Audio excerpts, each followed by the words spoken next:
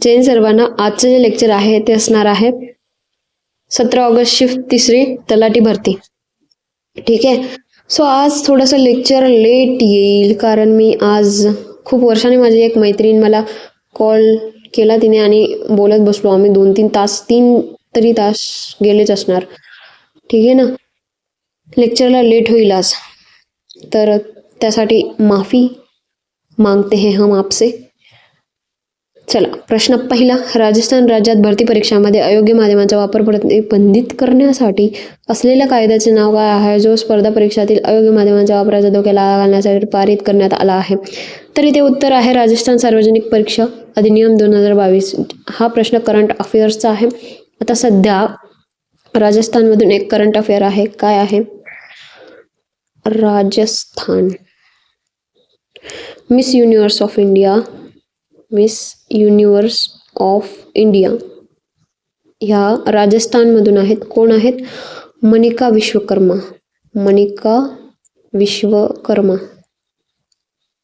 2025च्या या miss universe of India आहेत. ठीक आहे. चला नेक्स्ट क्वेश्चनवरती जाऊ. एप्रिल 2022 हा पण करंटचाच दिसतोय. चला असो. एप्रिल 2022 भारतीय तटरक्षक दल ने राष्ट्रीय तेलगळती आपत्ती आकस्मिकता योजना NOSDCP नुसार नेट पोलरेक्स 8 या राष्ट्रीय स्तरावरील 2 दिवसीय प्रदूषण प्रतिसाद सरावाच्या 8व्या आवृत्तीचे आयोजन कुठे केले? तर मुरगाव येथे केले आयोजन. कुठे केले? मुरगाव येथे केले. पोल्युशनचा विषय आला तर काय करायचा? आत्ता सध्या करंट अफेअर्स, हा पण करंट अफेअर्स आहे. तर करंट अफेअर पोल्युशनशी संबंधित एक सांगते तुम्हाला.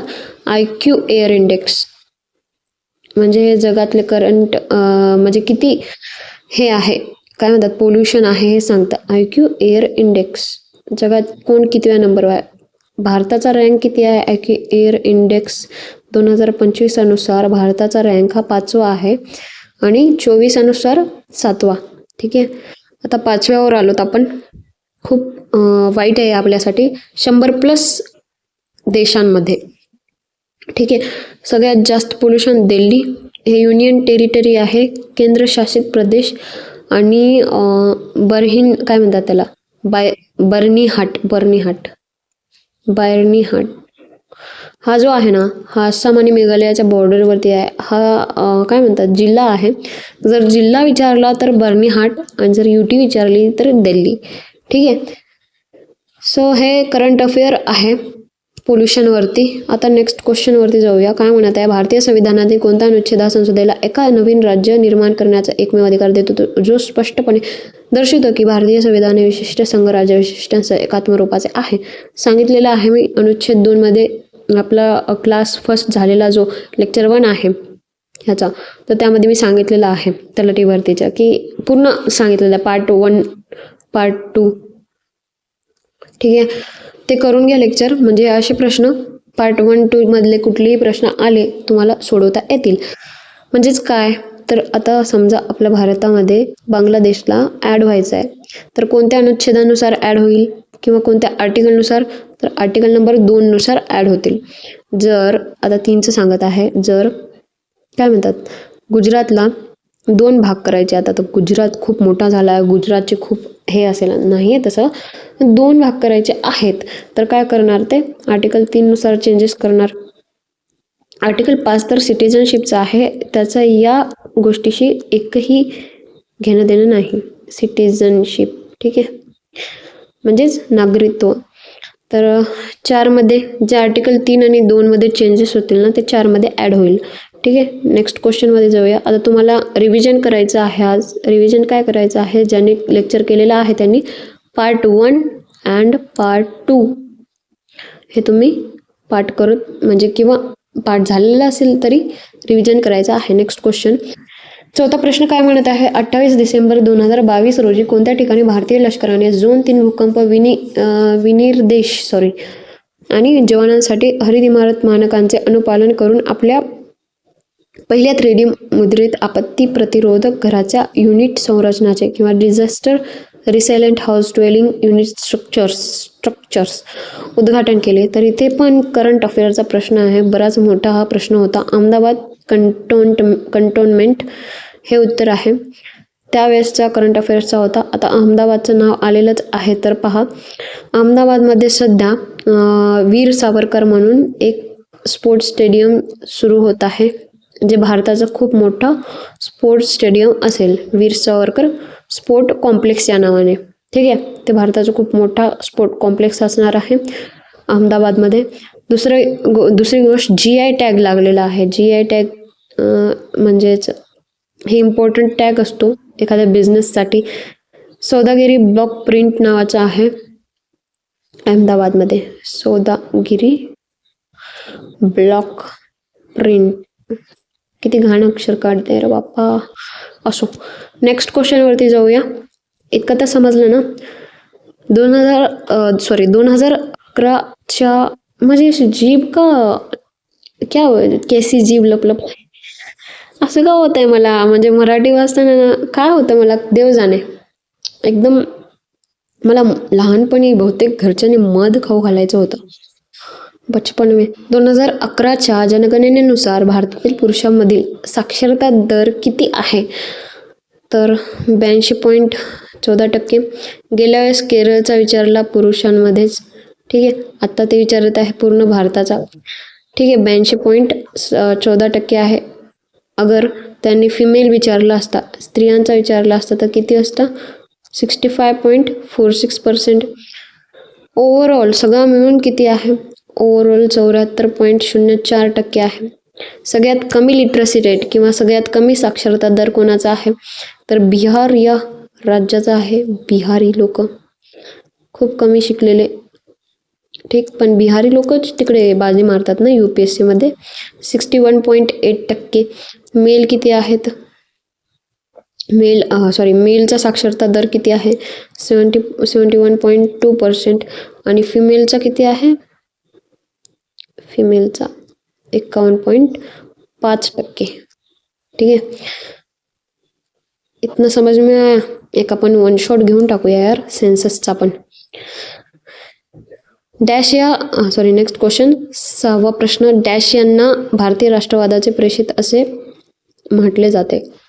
अरविंद घोष भारतीय राष्ट्रवादाचे प्रेषित होते, परंतु त्यांनी नंतर पॉंडिचेरीमध्ये संन्यास वगैरे घेऊन ते राहायला लागले. ठीक आहे, म्हणजे त्यांनी सोडून दिलं हे सगळं काम राष्ट्रवादासाठी. आता रवींद्रनाथ टागोर यांचं म्हणायचं झालं तर ते फर्स्ट नोबेल प्राईज आपल्या भारतामध्ये आणलं त्यांनी. नोबेल प्राईज काय असतं? जगातलं हायेस्ट सिव्हिलियन अवॉर्ड आहे हे. किती विषयांमध्ये दिलं जातं? 6 विषयांमध्ये दिलं जातं. कोणते 6 विषय? लिटरेचर, साहित्य, पीस, शांती, फिजिक्स, केमिस्ट्री, मेडिसिन आणि इकॉनॉमिक्स म्हणजे अर्थशास्त्र. ठीक आहे, तर या 6 गोष्टींमध्ये ते दिलं जातं. रवींद्रनाथ टागोर यांना साहित्यामध्ये दिलं होतं त्यांनी 1913 मध्ये. ठीक आहे, त्यांनीच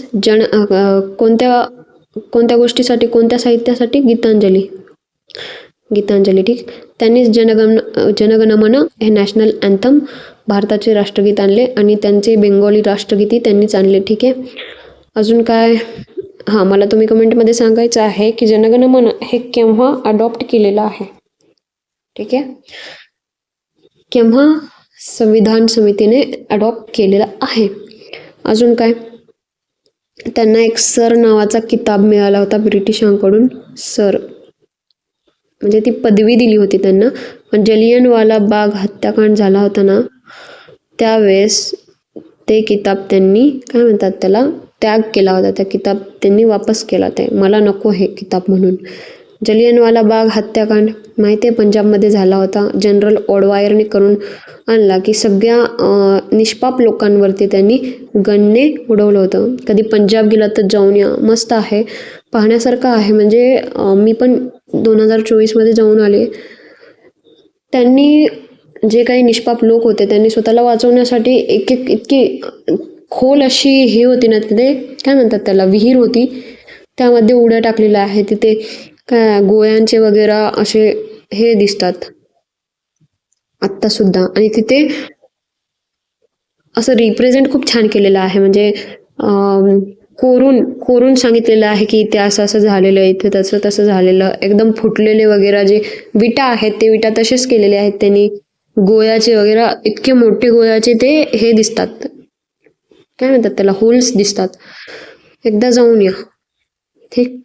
आता पहा जवाहरलाल नेहरू यांच्याबद्दल. तुम्हाला सांगितलेलंच आहे ते आहे मी पहिल्या 2 लेक्चरमध्ये. PM आहेत, फर्स्ट PM आहेत भारताचे.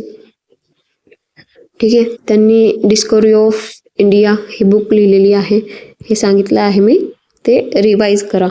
दादाभाई नौरोजी पहिला स्वराज हा शब्द त्यांनी उच्चारला, सांगितले ना मी सर्व, परत का सांगते. तर ते 2 लेक्चर पाहून या. पुढे खूप सांगायचं आहे मला इम्पॉर्टंट, म्हणून मी आता सध्या पुढे घेत आहे. प्रतिकूल हवामानाच्या घटना, विशेषतः भूस्खलन करू शकणारी अतिवृष्टी, पूर आणि नैसर्गिक आपत्ती यामध्ये सातत्याने होणाऱ्या वाढीमुळे खालीलपैकी कोणत्या संस्थेने देशातील भूस्खलन होण्याचे ठिकाणे दर्शविणारा भारताचा भूस्खलन नकाशा संग्रह प्रकाशित केला? तर इथं आहे भारतीय अंतराळ संशोधन संस्था. ठीक आहे. इस्रो. आता इस्रोबद्दल दिलेलं आहे त्यांनी. इस्रोचा फुल फॉर्म काय? Indian space research organisation. ठीक आहे. आणि केव्हा स्थापना झाली होती त्याची? 15 ऑगस्ट 1969, 1969 मध्ये. 1969 मध्ये अजून एक गोष्ट झाली होती, आठवते का? 14 राष्ट्रीय बँकेचे काय म्हणतात त्याला, काय तर शब्द विसरले मी, आला होता ना कंबाईंड मध्ये हा क्वेश्चन.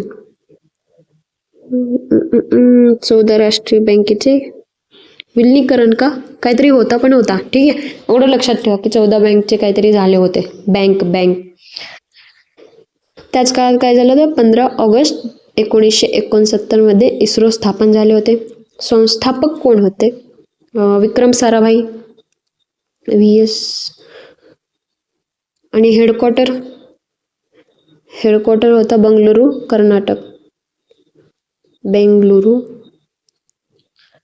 कर्नाटक. ठीक आहे. होता म्हणजे आहे अजून. अध्यक्ष कोण आहेत? विचारतक. सध्याचे अध्यक्ष म्हणजे 2025 अनुसार, आत्ताही 2026 मध्ये S. सोमनाथ. पहिला उपग्रह 1975 मध्ये आलेला पहिला उपग्रह, फर्स्ट सॅटेलाइट, आर्यभट्ट. ठीक आहे, समजे. चलो आता नेक्स्ट क्वेश्चन. संयुक्त राष्ट्राच्या अंदाजानुसार भारतीय लोकसंख्या डॅश असून ते 2023 मध्ये पहिल्यांदा ती चीनला मागे टाकली. या शिफ्टमध्ये खूप सारे करंट अफेअर्सचे क्वेश्चन येऊन गेले आहेत, म्हणजे 5 ते 7 मला दिसत आहे इथे. सो इथे उत्तर हा आहे आणि त्यावेळेसचा करंट अफेअर आहे हा. नॉट सो इम्पॉर्टंट, सध्या नाही आहे इम्पॉर्टंट, कारण सेन्सस निघालेला नाही, आता कायच सांगणार. ठीक आहे. नेक्स्ट क्वेश्चनवरती जाऊ. जीवनचक्र पूर्ण करण्यासाठी जमीन आणि पाण्याच्या संयोगाची आवश्यकता असलेले विशिष्ट वनस्पती गट कोणता? तर ते आहे ब्रायोफायटा.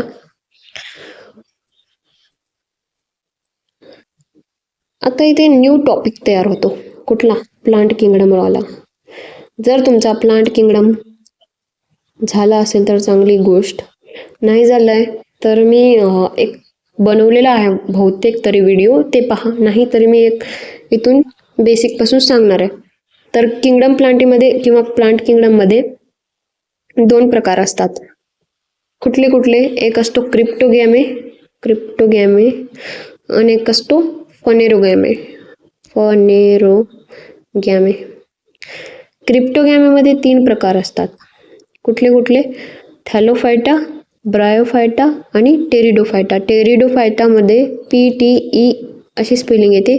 इथे P हा सायलेंट असतो इथं, टेरिडोफायटा. आता तुम्ही म्हणाल शोकसभा चालू आहे का सायलेंट असायला? असो. जिम्नोस्पर्म, अँजिओस्पर्म ह्याचे 2 प्रकार. क्रिप्टोगॅमेचे 3 प्रकार, फेनोरोगॅमेचे 2 प्रकार. ठीक. आणि अँजिओस्पर्मचे 2 प्रकार आहेत, एक मोनोकॉट आणि एक डायकॉट. आता हे काय आहे तुम्हाला स्टार्टिंगला काहीच कळणार नाही, पण स्लोली समजेन. एक प्लांट किंगडम आहे. प्लांटचे प्रकार जे आहेत ह्या, आता समजा एखादा प्लांट एवढा उंच आहे, 5 फूट आहे आणि त्याचं नाव काहीतरी झुलिमिली असेल, किंवा तसाच 5 फुटाचा दुसरा प्लांट आहे पण त्याचं नाव एक वेगळं आहे, पण ते एक वेगळ्या गटात येतो. तर तेच असे गट बनवलेले आहेत. ठीक आहे, तर ते काय प्लांट किंगडम. आता क्रिप्टोगॅमेमध्ये काय सीन होतो, क्रिप्टोगॅमे आणि फनेरोगॅमे वर्सेस करूया आपण. क्रिप्टोगॅमेमध्ये सीड्स, फ्रुट्स, फ्लावर्स अब्सेंट असतात, म्हणजेच फूल, फळे, बिया हे अब्सेंट असतात, अब्सेंट. आता फेनेरोगॅमे पी म्हणजे प्रेझेंट असेल, तर इथे सीड्स, फ्रुट्स, फ्लावर्स प्रेझेंट असतात. ठीक, पुढे पहा, रिप्रोडक्टिव्ह ऑर्गन जे असतात ना ते लपलेले असतात त्यांचे रिप्रोडक्टिव्ह ऑर्गन आणि यांचे दिसतात. ठीक आहे, कमी या क्रिप्टोगॅमेमध्ये कमी झाड इव्हॉल्व असतात आणि फेनेरोगॅमेमध्ये खूप सारे झाड इव्हॉल्व असतात. आता पहा, इथे क्वेश्चन काय दिलेला आहे, वनस्पती गट कोणता जो जमीन आणि पाण्याच्या संयोगाशी असतो. आता जमीन आणि पाण्याच्या संयोगाशी असणारा म्हणजेच ॲम्फिबियन असणारा कोणता आहे, तर ब्रायोफिटा आहे, ब्रायोफायटा. थॅलोफायटा म्हणजे काय, थॅलोफायटा म्हणजे अल्गी. या अल्गीमध्ये फँकोलॉजी असं स्टडी ऑफ अल्गीला फँकोलॉजी असं म्हणतात. थॅलोफायटा म्हणजेच अल्गी. ठीक आहे, ब्रायोफायटा आणि टेरिडोफायटा. टेरिडोफायटा जे आहे ते फर्स्ट टेरेस्ट्रियल वॉस्क्युलर प्लांट आहे. सरळ सरळ विचारतील ते, लिहून घ्या टेरिडोफायटा. इथे जर माणसात आल्यासारखं लिहायचा प्रयत्न करेन मी. टेरिडोफायटा पहा, first terrestrial vascular plant, first terrestrial. सरळ विचारतील असंच तुम्हाला मराठीमध्ये पण.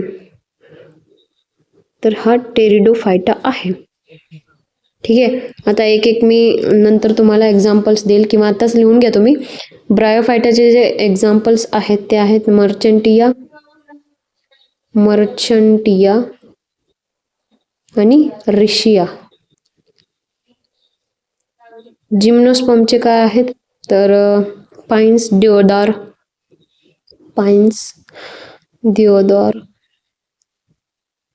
सायकॅस इम्पॉर्टंट आहे.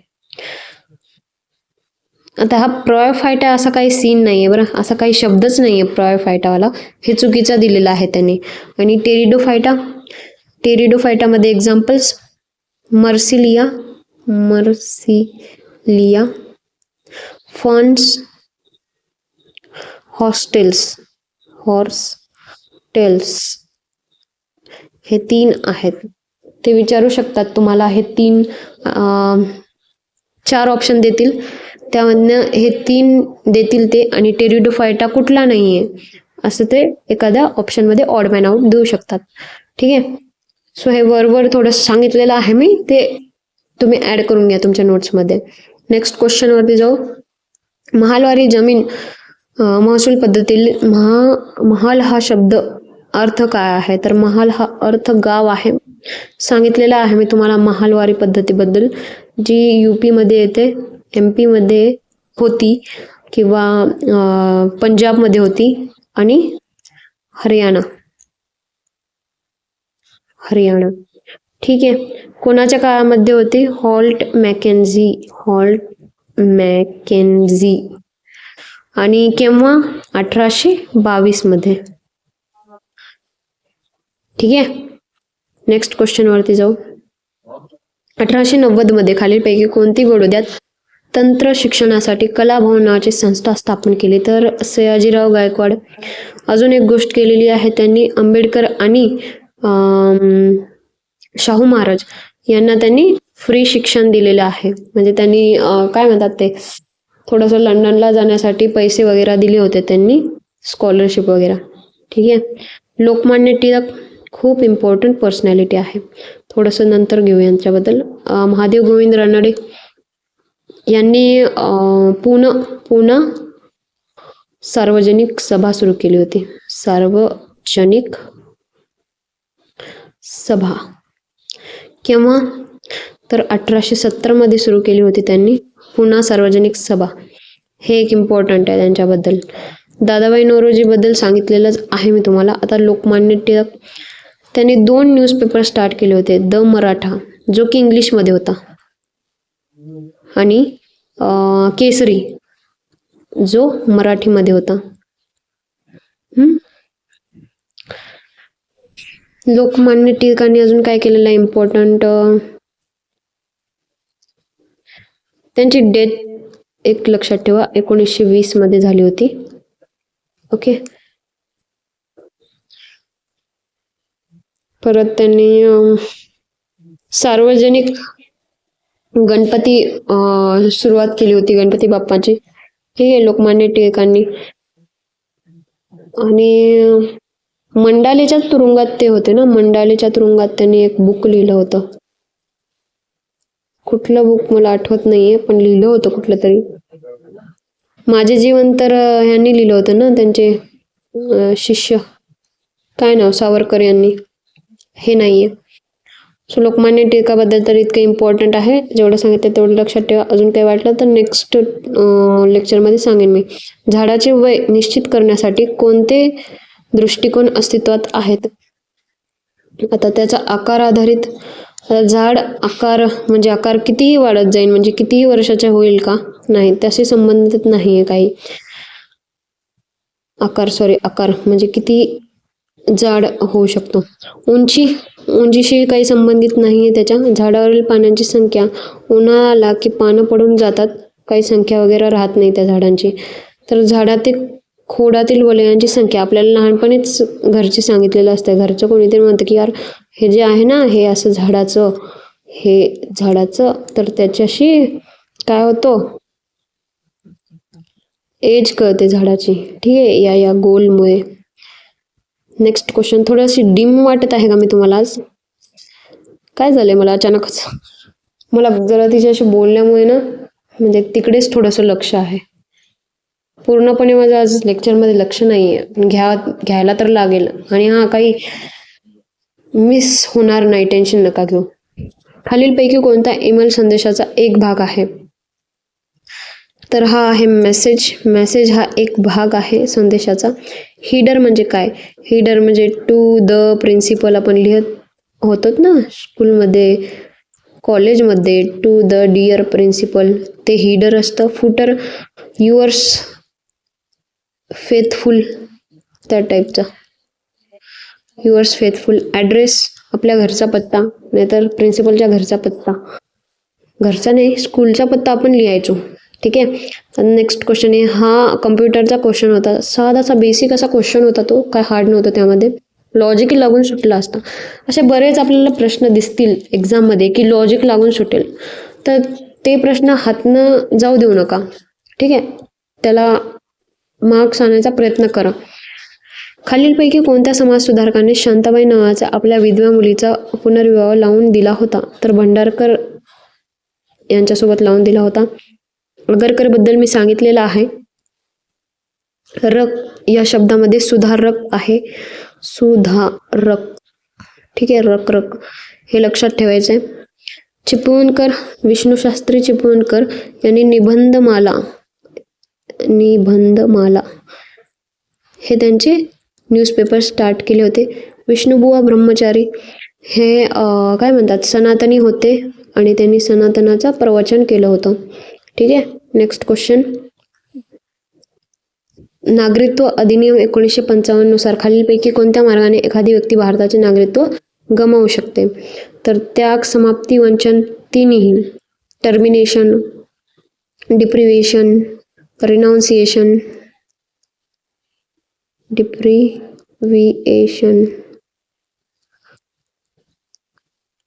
रिनाऊन्सिएशन हे आहे. डिप्रिव्हेशन म्हणजेच वंचित. जर तुम्ही काही फेक कागदपत्रे वगैरे दाखल केली आणि भारताचे नागरिक बनायचा प्रयत्न केला तर वंचन होणे हे होतं. ठीक आहे. तर इथे ABC बरोबर आहेत आणि काय म्हणतात, हे काढून जातं. आणि ॲड व्हायचं असेल तर बाय बर्थ ॲड होऊ शकतो आपण, म्हणजे जन्म घेऊन आपण भारताचे नागरिक होऊ शकतो. दुसरी गोष्ट, हे तर आपल्या हातात नाही आहे. बाय डिसेंट आपले पूर्वज वगैरे इथे, वंश, जन्म, वंश, नैसर्गिकरित्या, किंवा आपल्याला इथली लँग्वेज वगैरे सगळं माहीत असेल, आपण इथे वावरले असेल बाहेरून, तर काय होतो, आपण भारताचे नागरिक बनून जातो. ठीक आहे, नेक्स्ट क्वेश्चनवरती जाऊ. भारताचे नागरिक बद्दल आलेलंच आहे, तर पार्ट 2 मध्ये येतं हे. सांगितलेलं आहे मी, तुम्ही लेक्चर पाहून घ्या पहिले 2. पार्ट 2 मध्ये येतो सिटिझनशिप म्हणून आहे, सिटिझनशिप मध्ये येतो आणि आर्टिकल 5 मध्ये हे येतं. ठीक आहे, नेक्स्ट क्वेश्चन 16. दुसरी ईशान्य ऑलिम्पिक क्रीडा स्पर्धा 2022 खालीपैकी कोणत्या राज्याने आयोजित केली होती, तर मेघालय. त्यावेळेसचा करंट अफेअर आहे हा. मध्येच लेक्चर बंद झाला होता, तर मेघालय उत्तर होते त्याचे. आणि मेघालयमध्ये 2027 मध्ये नॅशनल गेम्स होणार आहेत. 2027 नॅशनल गेम्स म्हणजे पूर्ण भारतभर जे काही खेळाडू आहेत त्यांच्या एकमेकांविरुद्ध सामने होणार आहेत. ठीक आहे, कितवे नॅशनल गेम्स आहे ते? 39 आहेत. ठीक, अजून मेघालयाशी संबंधित एक गोष्ट आहे, ते म्हणजे भारत आणि थायलंड थायलंड संयुक्त लष्करी सराव काय म्हणून आहे? मैत्री. त्याचे ऑफिस आय थिंक सो भारतामध्ये मेघालयात आहे. ठीक आहे, नेक्स्ट क्वेश्चन. भारतीय राज्यघटनेत समाविष्ट करण्यासाठी स्वर्णसिंग समितीने किती मूलभूत कर्तव्ये सुचवली होती? आता हा लेक्चर खूप इम्पॉर्टंट असणार आहे, म्हणजे हा क्वेश्चन. तर मी तुम्हाला सांगितलं होतं पार्ट 1 मध्ये काय येतं? Union and it's territories. Part 2 मध्ये काय येतं? सिटिझनशिप. पार्ट 3 मध्ये काय येतं? पार्ट 3 त्याला मराठीमध्ये काय म्हणतात? फंडामेंटल राईट्स, मूलभूत हक्क. ठीक आहे, पार्ट 4 एक सेकंड. पार्ट 4 डीपीएसपी म्हणजे राज्य धोरणात्मक तत्व. ठीक आहे, अजून पार्ट 4 चा काय म्हणतात? एच ना. पार्ट 4 चा ए काय आहे? फंडामेंटल ड्युटीज, जे हे आहे. फंडामेंटल ड्युटीज बद्दल इथे विचारलेलं आहे त्यांनी. आता थोडंसं लेंदी होणार आहे लेक्चर. आता पार्ट 4 डीपीएसपी घेऊया, मग फंडामेंटल ड्युटीज वरती जाऊया. ओके, आज थोडीशी डिम आहे मी, त्यासाठी सॉरी यार. म्हणजे एकदम रुटीन मध्ये आपण येतो आणि एकदमच असं थोडंसं गॉसिप्स वगैरे होतात ना मध्येच, थोडंसं हे होऊन जातं, माइंड एकदम हल जाता है, पूरा ब्लॉक हो जाता है दिमाग. तर त्यासाठी सॉरी, आणि व्यवस्थित घ्यायचा प्रयत्न करेल आता मी लेक्चर. पार्ट 3 पर्यंत आपले 35 आर्टिकल झाले होते. आता पार्ट 4 मध्ये 36 ते 51 आर्टिकल आहेत. किती आहेत? 36 ते 51. IMP आहे हे पण. तर 36वा आर्टिकल काय सांगतो? State definition. स्टेट पहिले काय करा, डीपीएसपी जे आहे म्हणजेच राज्य धोरणात्मक तत्वे जे आहेत पार्ट 4 चे, हे कोणाकडून आपण घेतलेलं आहे? कोणत्या देशाकडनं घेतलेलं आहे? तर आयर्लंड मधून काय काय घेतलेलं आहे? पण रेड लक्षात ठेवा, रेड. एकतर राज्यसभा, एकतर election if I am not wrong, आणि हा डी जे आहे डीपीएसपी आहे. ओके, आयर्लंड कडून घेतलेला आहे. तर त्याला नॉवेल फीचर जे आहे असे कोणी म्हटले आहे? BR आंबेडकर यांनी. BR आंबेडकर.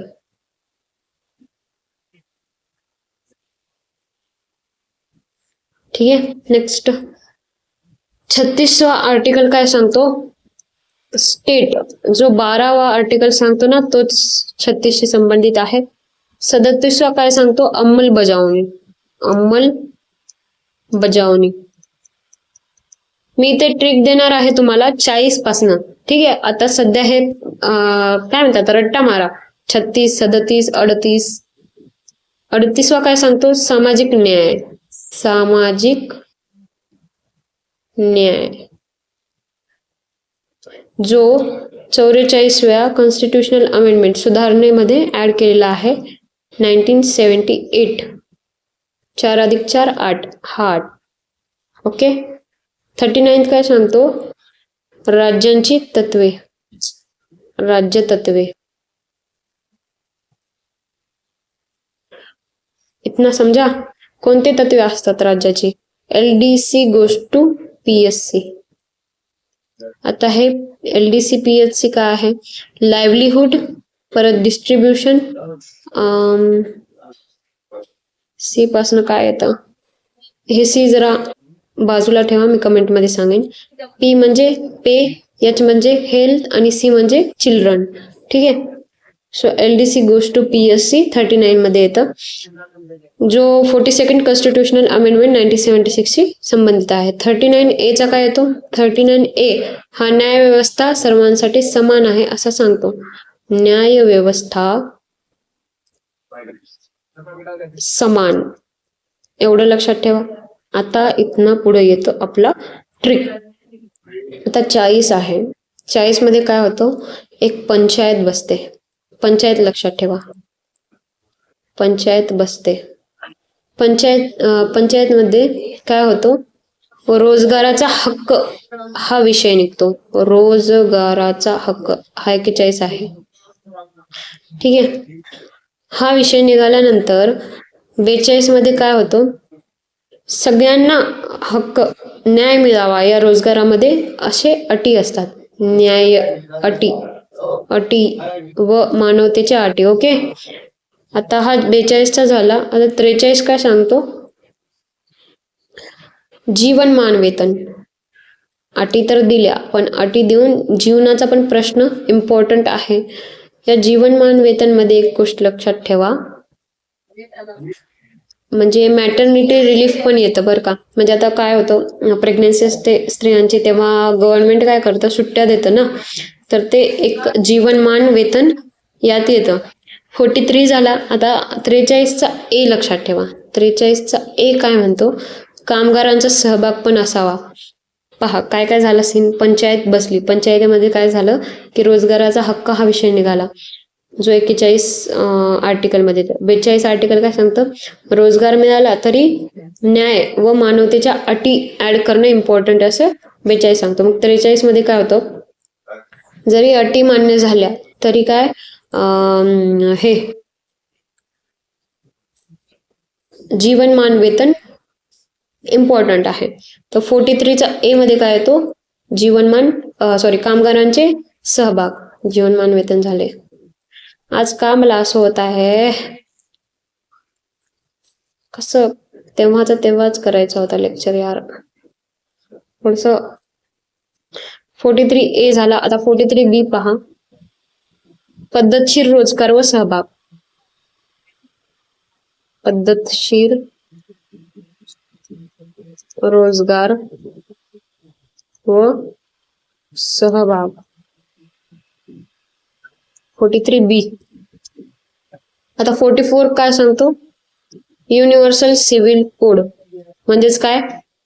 समान नागरी संहिता. समान. आता तुम्ही तुमची स्टोरी बनवू शकता ना पुढे. इतनी तो होगी आप में,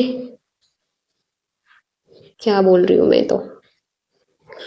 संहिता 44 मध्ये. 45 मध्ये काय येतं? 45 मध्ये मोफत व अनिवार्य शिक्षण. आता काही मोफत मुलं असतात त्यांचे, कामगारांचे मोफत व अनिवार्य शिक्षण अशी ट्रिक आहे. ठीक आहे. आता 46 काय म्हणतो? दुर्बलांचे संरक्षण. ठीक आहे. दुर्बल संरक्षण. 47 काय सांगतो? 47 सांगतो आरोग्य व पोषण. आरोग्य व पोषण. ओके. 48 प्राणी व वन संरक्षण. प्राणी व वन संरक्षण. वन संरक्षण. 48चा ए काय म्हणतो? 48चा ए म्हणतो पर्यावरण संरक्षण. पर्यावरण संरक्षण काय बोलत आहे माझं सुचत नाही. माझं पूर्ण ध्यान तिकडे. काय बोलत आहे मी आज? 49चा पण बरोबर शिकवत आहे, टेन्शन नका घेऊ. ऐतिहासिक स्मारक संरक्षण.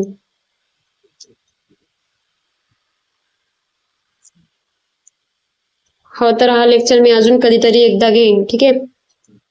50चा काय बोलतो? 50 म्हणतो न्यायपालिकेचे स्वातंत्र्यता. आणि 51 काय म्हणतो? आंतरराष्ट्रीय शांतता. पीस. ओके, शांतता हा 51 मध्ये येतो. इथे झाले आपले डीपीएसपी. पूर्ण डीपीएसपी कंप्लीट आहे आपले. राज्य धोरणात्मक तत्वे, मार्गदर्शक तत्वे वगैरे, ठीक आहे. आता आपण येणार आहोत फंडामेंटल ड्युटीज, जो या प्रश्नाशी संबंधित आहे. पार्ट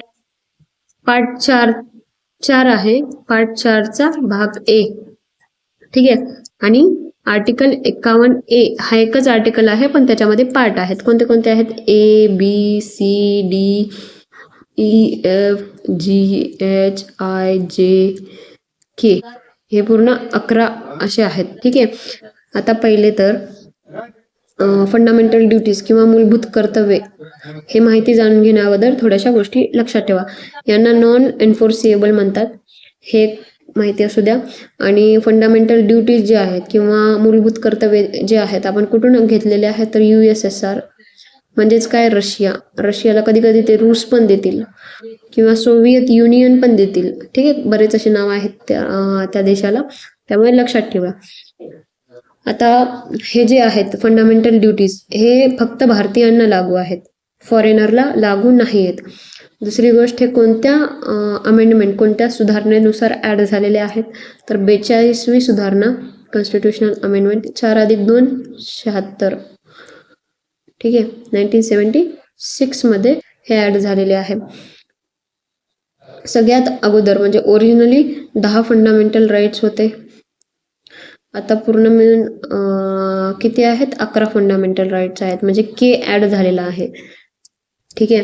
स्वरण सिंग कमिटी नेमण्यात आली होती 1976 मध्ये फंडामेंटल राईट्ससाठी, ठीक आहे. आणि तेव्हा PM कोण होते? तर इंदिरा गांधीजी होत्या, PM होत्या त्या, ठीक आहे. आणि स्वरण सिंग कमिटीने 8 ड्युट्या सांगितल्या होत्या. 8 ड्युटीची आयडिया दिलेली होती, इथे सुचवल्या होत्या. आता हेच प्रश्न विचारत आहे, स्वरण सिंग समितीने किती मूलभूत कर्तव्ये सुचवली आहेत? तर 8 सुचवली होती. त्याच्यामधले 5 जे आहेत इंदिरा गांधीजींना मान्य होत्या, चांगल्या वाटल्या, पण 3 त्यांनी रिजेक्ट केल्या. जसं तुम्हाला तिने रिजेक्ट केलेलं आहे तसंच. तर ते 3 कोणत्या होत्या? एक म्हणजे आवश्यक कागद न भरल्यास पेनल्टी. आता तुम्ही कोणते इम्पॉर्टंट कागद भरले नाही, कशाशी संबंधित असो, ते नाही भरले तर पेनल्टी लागेल. ते पेनल्टी लागणं मस्ट आहे असं ते त्यांना मान्य नव्हते. दुसरे म्हणजेच आता वाहतूक नियम आहेत, पोलीस वगैरे नियम आहेत, वाहतूक नियम, ते तुम्ही मोडलात तर तुमच्याकडनं दंड आकारला जाईल. आणि दंड खूप जास्त असेल, समजा 500 रुपयाचा असेल आणि तुम्हाला मान्यच नाहीये की 500 रुपये दंड, हे असं कसं? आणि तुम्ही न्यायालयात गेलात तुम्ही, ते तुमचा हक्क असेल. पण हे काय म्हणत होते स्वरण सिंग कमिटी की न्यायालयात जायचं नाही, तर तेही त्यांनी मोडून काढला. हा पण नको, ही अट त्यांनी रद्द केली. आता तिसरी अट कोणती? कर भरायचे, टॅक्स भरणे, हे मस्ट केलं, ठीक आहे. हे पण नव्हतं. हे 3 जे होते रिजेक्ट केले, ठीक आहे ना. मूलभूत कर्तव्ये. आता आपण मूलभूत कर्तव्ये पाहणार आहोत कोणते कोणते आहेत, एकदम ट्रिकनुसार सांगणार आहे मी आता ए लक्षात ठेवा. ए म्हणजेच अँथम, इंग्लिशमध्येच लक्षात ठेवा, इंग्लिशमध्येच सोपं जाणार आहे. अँथम म्हणजे काय? राष्ट्रीय ध्वज गीत आदर करणे, ठीक आहे. बी म्हणजे बापूजी के विचार. बापूजी के कोणते विचार? आता बी मध्ये येतं संविधानिक संस्थांचा आदर. बापूंचे विचार काय होते? की आदर करणे, बापू आदर. सी मध्ये काय येतं, सी मध्ये थोडंसं सोवर्निटी, ॲक्सेंट शी संबंधित आहे ना, सोवर्निटी आणि युनिटी, युनिटी. ठीक आहे. डी म्हणजे काय येतं, डी म्हणजे डिफेंड, म्हणजेच काय, डिफेंड म्हणजेच देशाचे संरक्षण. असे तुम्हाला एक्झाममध्ये इंग्लिशमध्ये दिसतील. तुम्हाला जर मराठीमध्ये सॉल्व करता आलं नाही तर थोडंसं इंग्लिशमध्ये कन्वर्ट करा त्या क्वेश्चनला, तिथे ऑप्शन असतो. डी म्हणजेच डिफेंड, संरक्षण करणे, म्हणजे संपत्तीचे संरक्षण, भारतीय संपत्तीचे संरक्षण करणे. ई मध्ये काय येतं, इक्वॅलिटी, म्हणजे भाईचारा, बंधुभाव, इक्वॅलिटी, आणि स्त्रियांची जी आहे इक्वॅलिटी ती पण. एफ मध्ये काय येतं, संस्कृतीचे जतन करणे, फॅशन लक्षात ठेवू शकता तुम्ही, फॅशन किंवा folk culture, folk culture, FOLK, folk culture. ठीक आहे. मी ओरली सांगत आहे. जी निसर्ग किंवा ग्रीनरी असं लक्षात ठेवू शकता, ग्रीनरी. जी एच म्हणजे हार्मोनी, हार्मोनी किंवा ह्युमॅनिझम पण लक्षात ठेवू शकता, हार्मोनी. एच मध्ये काय येईल, वैज्ञानिक दृष्टिकोन, वैज्ञानिक दृष्टिकोन, ये दृष्टिकोन है. खूपच बिझी होता. आय म्हणजे आय असं लक्षात ठेवू शकता तुम्ही, आय डोळा, आय डोळा. आता ह्याचं काय, सार्वजनिक मालमत्तेचे संरक्षण. तुम्ही डोळा फिरवला सार्वजनिक मालमत्तेवर, ठीक आहे, सार्वजनिक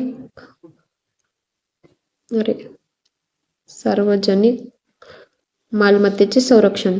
ओके. जे म्हणजेच जडेजा लक्षात ठेवा.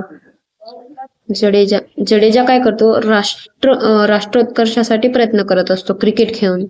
ठीक आहे. जडेजा काय करतो, करतात. जडेजा काय करतात, राष्ट्रोत्कर्षासाठी, राष्ट्राच्या उत्कर्षासाठी, हर्षासाठी प्रयत्न करणे. हे कशामध्ये येतं, जे मध्ये. आणि के हे 11वा आहे, हे लेट आलेला आहे. लेट म्हणजेच नंतर ऍड झाला, म्हणजे 2002 मध्ये ऍड झाला. 86व्या कॉन्स्टिट्यूशनल अमेंडमेंट 2002 अनुसार. ठीक आहे. के हे इम्पॉर्टंट आहे. के म्हणजे किड्स लक्षात ठेवा, किड्सचा education, education of the kids. ठीक. चला, हे पूर्ण आपले 11चे 11 कंप्लीट झालेले आहेत. तर त्यांनी किती सुचवले होते, 8 सुचवले होते. किती रिजेक्ट झाले, त्यांच्यात 3 रिजेक्ट झाल्या. ओके. आणि त्यांच्याच काळात 1975 मध्ये मान गेली माझी कामातून, पूर्ण मिळून 10 ऍड झाले. ठीक आहे. आता नेक्स्ट क्वेश्चन पहा.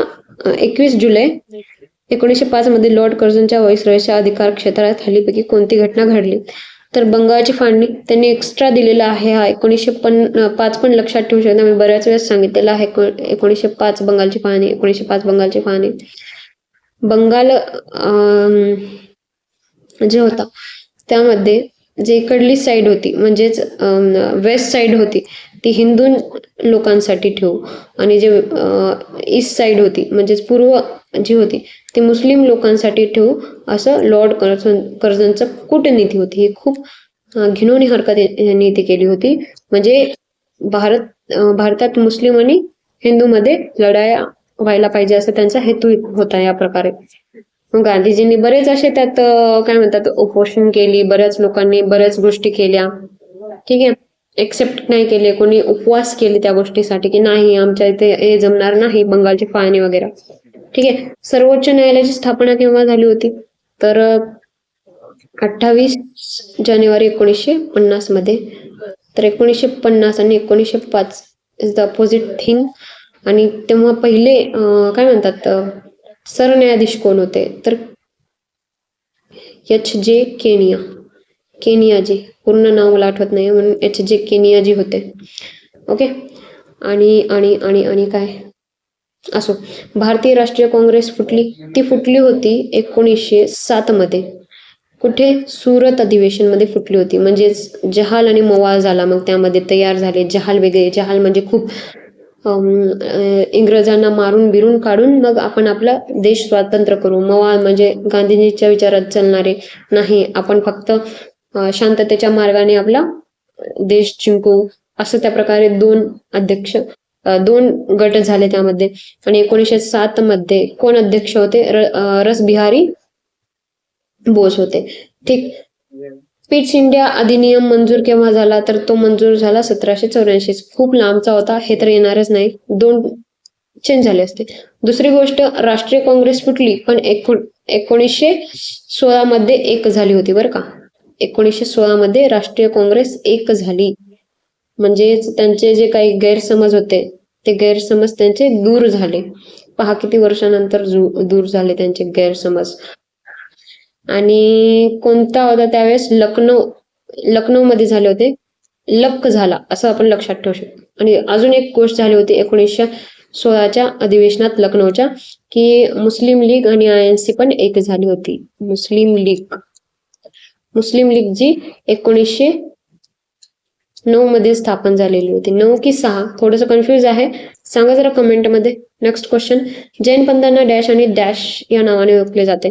तर दिगंबर आणि श्वेतांबर म्हणून ओळखले जाते जैन पंथांना. नामधारी आणि निरंकारी बाबा काहीतरी आहे त्यांचं, हे सिखशी संबंधित आहे. सिख, शाक्त आणि शैव हिंदूशी संबंधित आहे. सुन्नी आणि शिया मुस्लिम आहे किंवा इस्लाम आपण म्हणू शकतो. नेक्स्ट क्वेश्चन पहा. फायनल 2-3 क्वेश्चन बाकी आहेत. माहितीचा अधिकार अधिनियम 2005च्या तरतुदीनुसार राज्याचे मुख्य माहिती आयुक्त हे वयापर्यंत पदावर राहू शकतात. तर इथे 65 आहे, मी कालच्या लेक्चरमध्ये हे दिलेलं नाही, सॉरी, माय फॉल्ट. तर 65 वर्ष हे लक्षात ठेवा. ओके. माहितीचा अधिकार अधिनियम 2 आले पहा. RTI ऍक्ट बद्दल म्हणलं मी, 2 येतातच, हमखास आहेत ते, TCS चे फेवरेट क्वेश्चन्स आहेत. भारतातील खालीलपैकी कोणत्या प्रदेशात तापमानात कमालीची तफावत आढळते? तर ते आढळते गंगेचे मैदान. आता दख्खनचे जे पठार आहे, आता हे भारत, दख्खनचे पठार असे आहे, ठीक आहे. इथे काय आहे? समुद्र आहे. तिन्ही आपल्या, एक सेकंड, हे दख्खनचे पठार आहे. काय ड्रॉइंग काढतेस छी. हे दख्खनचे पठार, इथे समुद्र आहे, तिन्ही साईडने वेढलेला द्वीपकल्प असं म्हणतात. आपल्या 6वीच्या बुकमध्ये आहे पहा, ठीक आहे. पश्चिम घाट कुठे येते? या साईडला येतं. समुद्री तटभाग हेच साईड, ठीक आहे. अजून दख्खनचे पठार इथेच मध्ये. तर ह्या एरियाचा ते सांगितलेला आहे, पण गंगेचे मैदान जरा वर आहे का नाही? मग तिथे काय होतं, थंडीत खूप थंडी असते, खूप जास्त थंडी असते, आणि गरमीमध्ये खूप जास्त गरमी असते. तर तेच विचारलेलं आहे, भारतातील खालीलपैकी कोणत्या प्रदेशात तापमानात कमालीचे तफावत आढळते? तर ते आहे गंगेचे मैदान. ओके. तर गंगा नदीचे जे हे आहे ना, काय म्हणतात त्याला, ट्रिब्युटरीज, ते जरा सांगा बरं कमेंटमध्ये. रक्त गोठण्यासाठी कोणते जीवनसत्व कारणीभूत आहे? कंबाईनचा प्रश्न, कंबाईन नाही, ग्रुप Cचा प्रश्न हा येऊन गेलेला आहे. क्लॉटिंग हे त्याचे उत्तर आहे. रक्त गोठण्यासाठी क्लॉटिंग. क्लॉटिंग C पासून सुरू होतं, पण क्लॉटिंग असं लक्षात ठेवू शकतो. B जर कमी पडला तर बेरी होतं. Berry little baby. ए मध्ये काय म्हणतात? Night blindness. अरे यार, कुठे लक्ष आहे माझं? Night blindness. डी मध्ये डी कॅल्सिफेरॉल. भूल गई क्या? हड्डिया,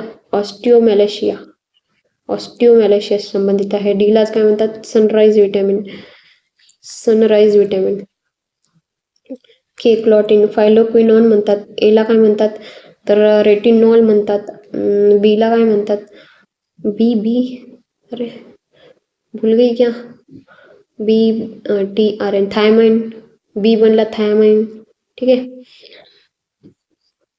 सो इथे आपले क्वेश्चन्स कम्प्लीट झालेले आहेत. थोडंसं माझंच आज फुल्ली लक्ष नव्हतं.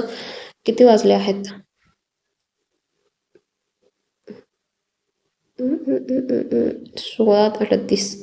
16:38 झालेले आहेत इथे आपले. आणि म्हणजे आता लेक्चर कम्प्लीट झाला आहे माझं. 1 तास लागला आहे वाटतं. नाही, 1 तासाच्या आत झालेलं आहे लेक्चर कंप्लीट. कसं वाटलं तुम्हाला लेक्चर तुम्ही मला कमेंटमध्ये नक्कीच सांगू शकता. आज थोडंसं माझं लक्ष नव्हतं. पहिले 2 लेक्चर व्यवस्थित पहा आणि आज तेवढं इम्पॉर्टंटही नव्हतं. म्हणजे DPSP आणि फंडामेंटल ड्युटीज ते करा कंप्लीट. ते लिहून ठेवा एका तुमच्या नोट्समध्ये. ते नक्कीच प्रश्न विचारतील ते. कुठल्याही एक्झाममध्ये असो, कंबाईन असो किंवा आपली ग्रुप सीची असो, ते विचारत असतात. आता कंबाईनची एक्झाम येणार आहे जूनला, जून-जुलैमध्ये. ठीक आहे.